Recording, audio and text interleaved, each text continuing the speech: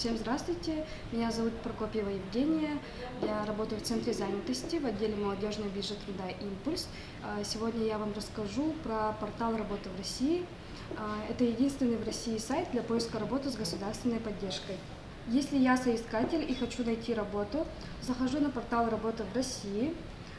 На главной странице портала я могу при помощи карты привлекательности региона сравнить регионы между собой по наиболее важным социально-экономическим показателям и выбрать наиболее привлекательный для меня регион. Я могу посмотреть всю необходимую информацию в паспорте региона, то есть доступность жилья, уровень цен, средняя заработная плата, уровень безработицы, темп экономического роста и доступность детских садов и так далее. На главной странице портала я могу просто и удобно все, что нужно под рукой. Для просмотра вакансий мне не обязательно регистрироваться, то есть здесь все указано. Легко и быстро найти работу поможет расширенный поиск по общероссийской базе вакансий. Для удобства я могу использовать различные фильтры, то есть по региону, по уровню заработной платы, по опыту работы, по профессии, с предоставлением жилья или без, и подходящие социально незащищенным группам граждан. Результаты поиска. В итоге нашлось много вакансий.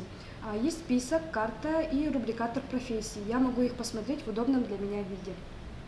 На карте отображаются не только доступные вакансии, но и объекты социальной инфраструктуры, их телефоны и адреса. В карточке вакансий я могу посмотреть данные по вакансии, информацию по заработной плате, контактную информацию работодателя, должностные обязанности, требования к кандидату, социальный пакет, что очень важно, и местоположение по карте. Для того, чтобы откликнуться на данную вакансию, я должен быть зарегистрированным пользователем и добавить свое резюме. Для авторизации на портале «Работа в России» необходимо воспользоваться моим паролем и логином, системой идентификации и аутентификации. Так, получается, через госуслуги тоже можно зарегистрироваться. В личном кабинете я могу составить сразу несколько резюме при помощи конструктора, редактировать свои резюме или менять настройки видимости.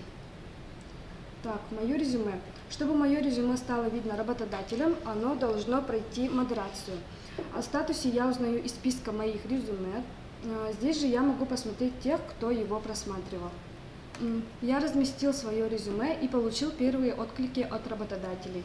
В итоге что мы получаем? Для соискателя я могу быстро и легко разместить резюме и найти работу, сравнить регионы и найти привлекательные возможности для работы по всей стране. Я уверен в полноте и достоверности данных о вакансиях в каждом регионе.